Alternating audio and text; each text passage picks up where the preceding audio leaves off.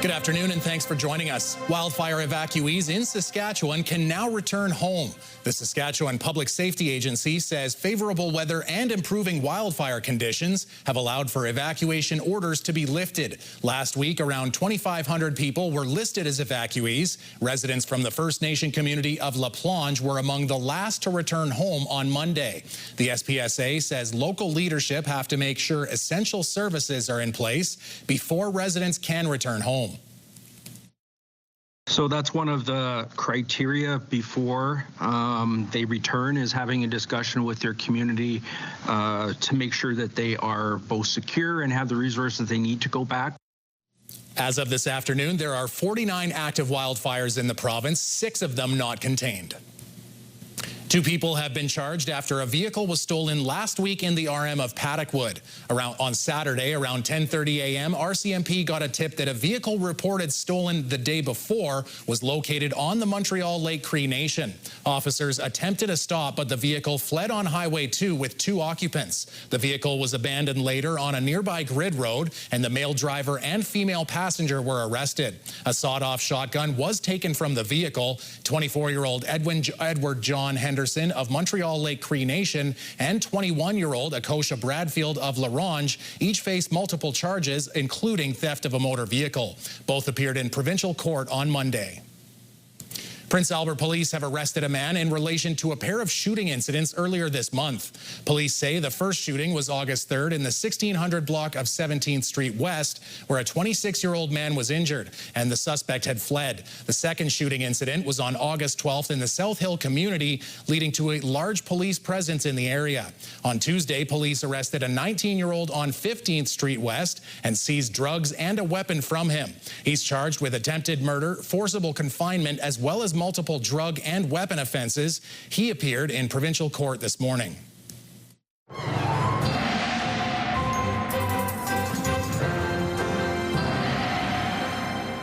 So, Jeff, hot town summer in the city is kind of the going rate today. I was going to finish the lyric, but okay, I guess we got to move on there.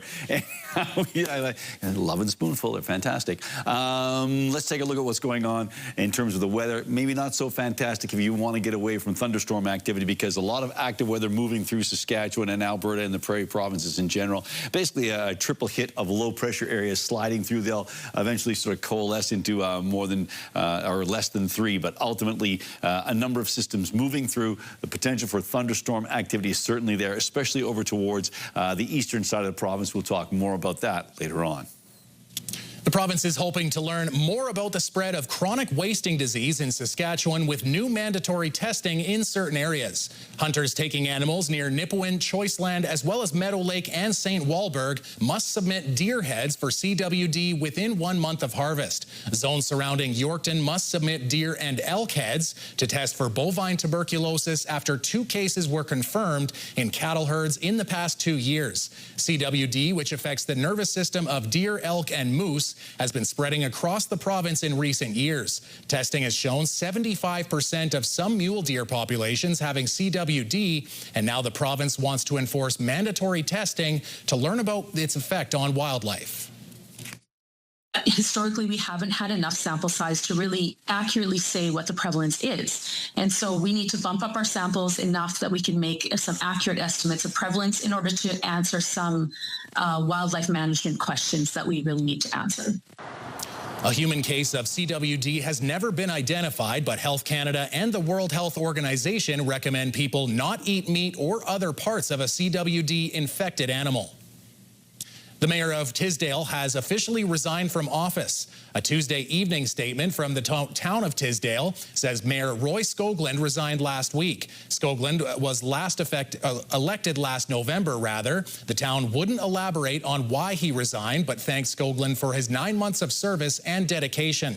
The mayor posted on social media saying the demands of the role and lack of fair remuneration made it increasingly challenging to balance family and community responsibilities. Crown Corporation Sask is stepping back from its role as title sponsor of the Saskatchewan Jazz Festival. Sask has held naming rights to the festival since 1998, a sponsorship that comes with an annual price tag of $150,000. The Crown Corporation says it will still be involved in the festival, just not in such a major way. The move puts the festival in a vulnerable position as organizers search for a new major sponsor, but say there's no bad blood with Sask.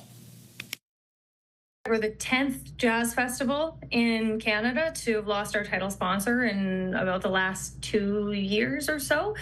This is something that's been endemic to the industry. By backing off as title sponsor, Sask says it's better positioned to support other causes in Saskatchewan.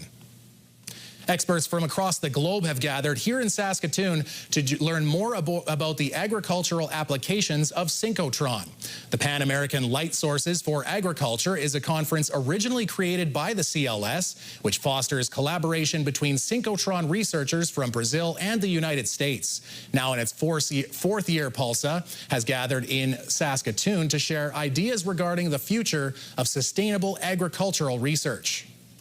In a time of when environments are changing and we need our crops to adapt to that, and we also need to look at increasing population and feeding that. It's a time when we need to deploy our high technology approaches to study agriculture.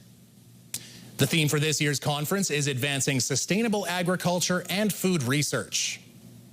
Premier Scott Moe visited Yorkton this morning. He stood in front of the press at Richardson Oilseed just off of Grain Millers Drive. The Premier emphasized the government's commitment to continue the expansion of the province's commodity-based economy. He says Saskatchewan roads and highways are a key element in achieving this, and while they need to support our industries, they also need to be safe for everyone. This morning, the Premier announced that the government commits up to 50% of the funding to complete Yorkton's Grain Millers Drive. And we need to ensure that the investments that we make and the infrastructure that we build is there to support our processors and our producers today, but also supporting them tomorrow. Mayor Aaron Kinley says this will create a true highway corridor which will support Yorkton's industries and community alike. Moe is set to meet with the federal agricultural minister this week to discuss how to handle China's tariff increase on Canadian canola. When we come back, roll up your sleeves for some acting workshops. Jasmine Pelche finds out what's coming from this fall from Off the Cuff Improv.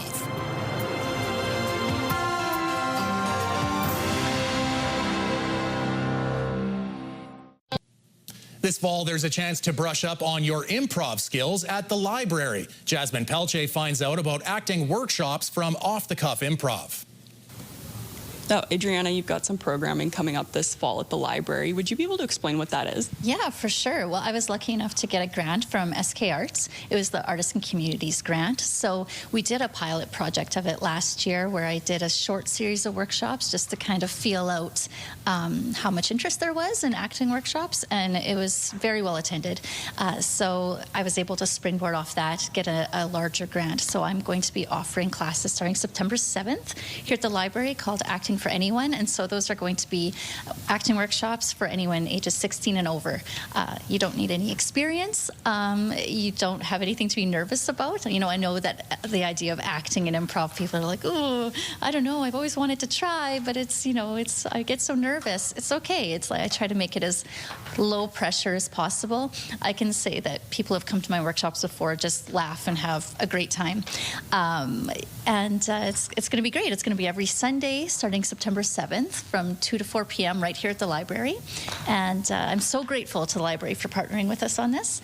And then starting in the new year, I'll have workshops as well for kids. But right now in the fall, the focus is going to be on the grown-ups because they deserve to have some fun too.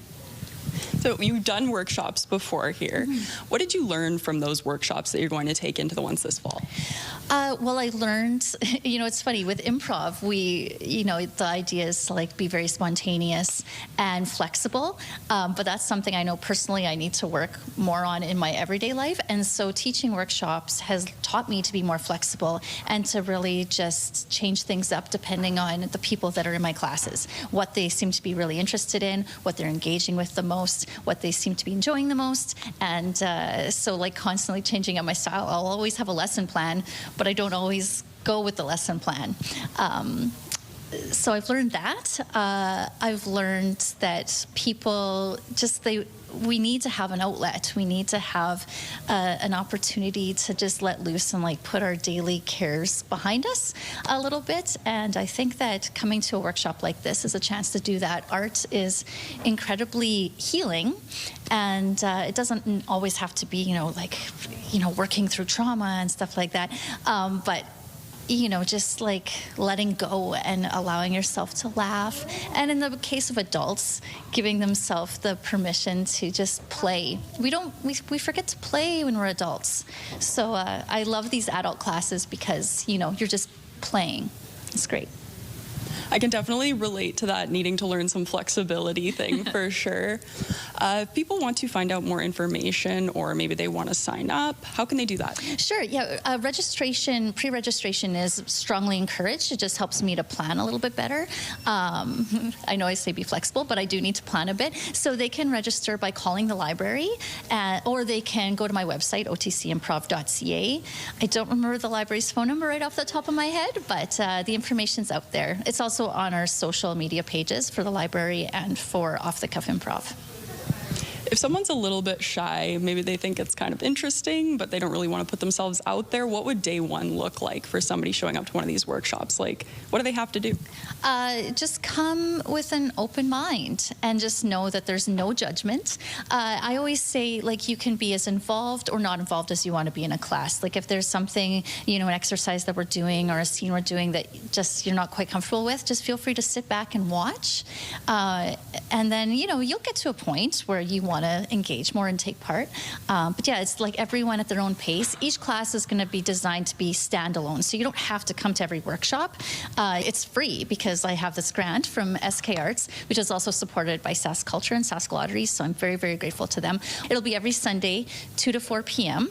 Between September 7th and November 30th. There'll be no class on the Thanksgiving weekend, but other than that, every Sunday, 2 to 4 here at the library downstairs. That sounds like an easy thing for people to come and try if they want to step outside their comfort zone. Yes, yeah. Very easy. And, you're never too old. When I did this, I did these workshops as well for the Saskatchewan Seniors Fitness Association over the last couple of years. Similar classes here.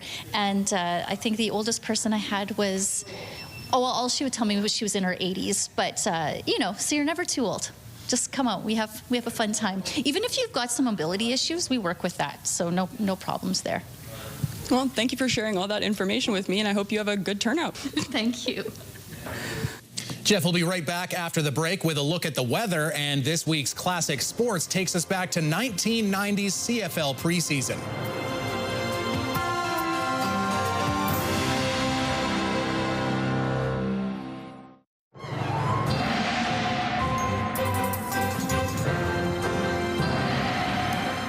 A man who probably doesn't need a improv workshop because you're pretty much a stud when it comes to improv comedy and all that stuff.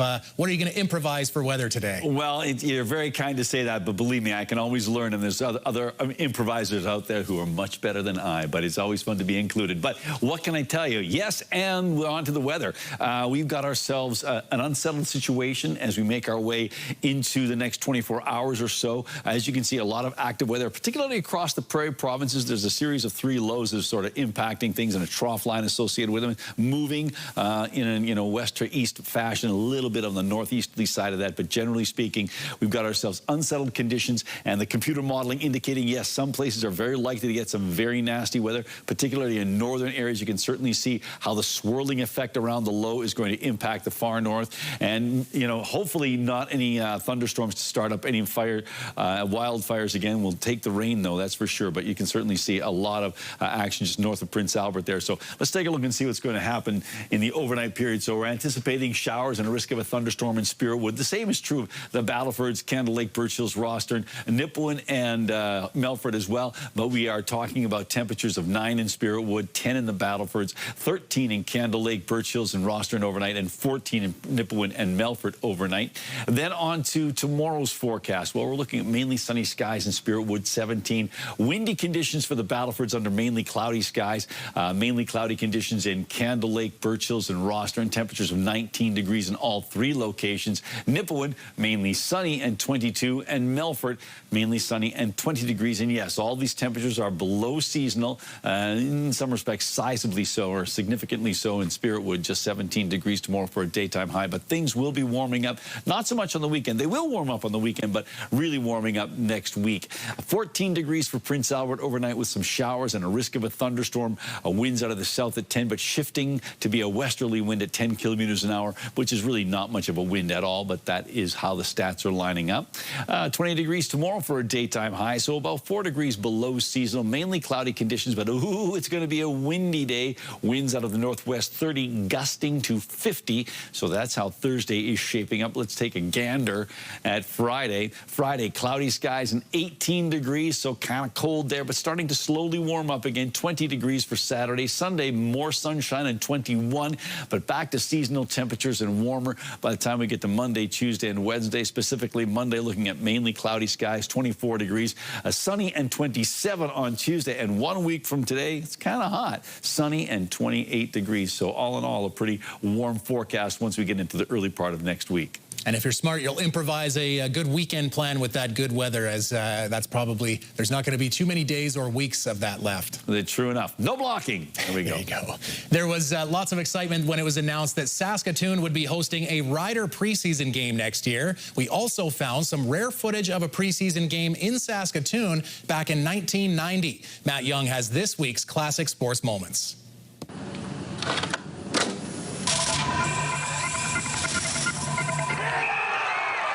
Check this out. We found rare footage of former rider Glenn Suter getting an interception in a preseason game against Winnipeg in Saskatoon way back in 1990. From 1988 to 1991, the Riders had a preseason game at Gordie Howe Bowl in Saskatoon each year.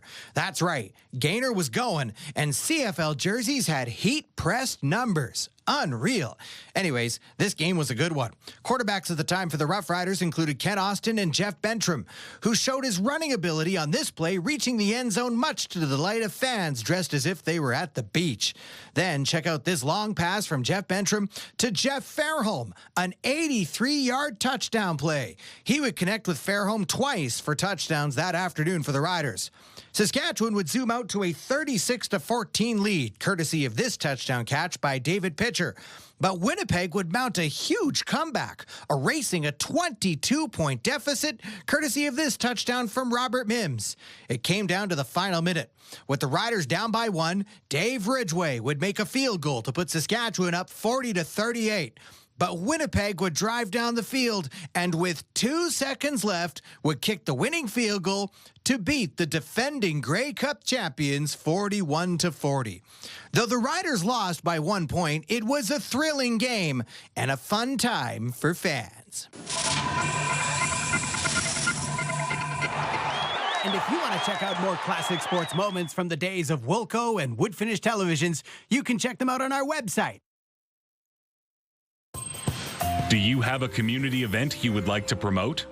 Or maybe you'd like to draw attention to your organization. Let your local CTV station help you spread the word. Contact us at 306-922-6020 or email panews@ctv.ca. You can appear on CTV Prince Albert's News at 5 and get your message to our viewers.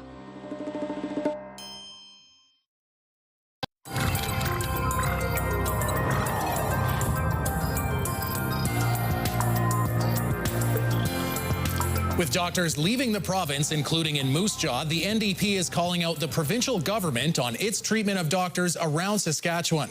The NDP says Moose Jaw will lose its 8th doctor by the end of August, calling it a crisis for those who live in the area.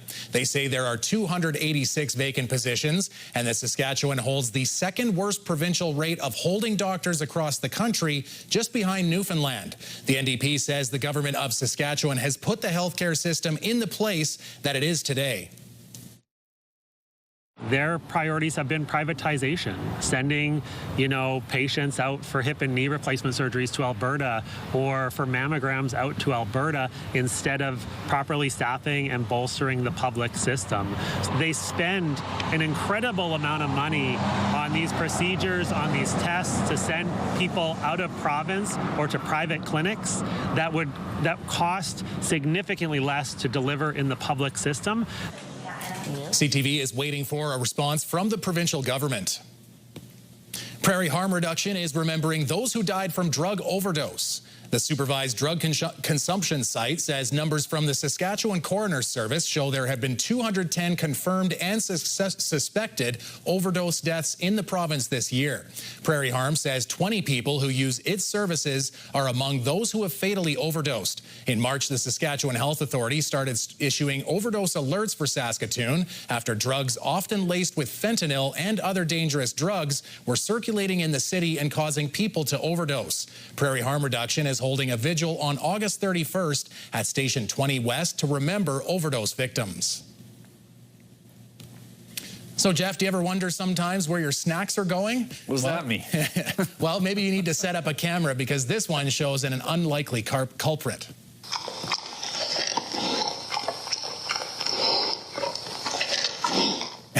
There you go. You can see the manners are just a little lacking here as this bear's tongue is getting all over those peanuts. I think this one is a bird feeder, Jeff. So at least, bear, bird, it starts with the letter B. So we're off to a good start. There's peanuts there. So it's like, yeah, that's a healthy snack there. So, yeah, I'm not sure I want to be running out there and saying shoo, shoo. Look at the size of those claws.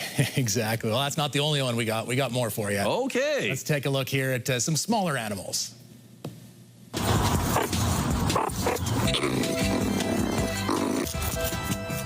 So those are meerkats, and if you've watched Lion King, you probably know the old saying, but Hakuna Matata, they're scratching at it, they're trying to bury it, they're not too sure what they want to do with it, but finally they enjoy that frozen, refreshing snack and couldn't really get enough of it. So there you go, Jeff. I don't know, what was the name of the meerkat in the Lion King? Now I'm having to go back. I think it was Johnny Meerkat. Or Timon and Pumbaa was, I think, the pair. So Pumbaa was the larger one.